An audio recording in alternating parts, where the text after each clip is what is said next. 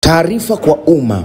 Chama cha Mapinduzi kilitoa ratiba ya mchakato wa ndani wa uchukuaji na urejeshaji wa fomu za kugombea uongozi katika vyombo vya dola ambao unaanza rasmi tarehe 28 mwezi wa 6 2025. Aidha, ili kusimamia na kulinda misingi ya chama katika kuunganisha wanachama wake, chama hakina budi kuimarisha umoja, upendo, ushirikiano na mshikamano.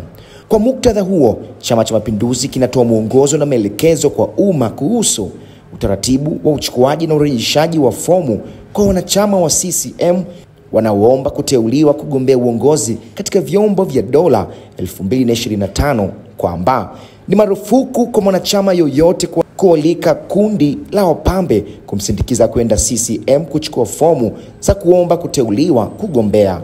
Ni marufuku kwa mwanachama kuandaa msafara wa magari, pikipiki, baiskeli, ngoma na matarumbeta ya kumsindikiza kwenda CCM kuchukua fomu za kugombea kuteuliwa.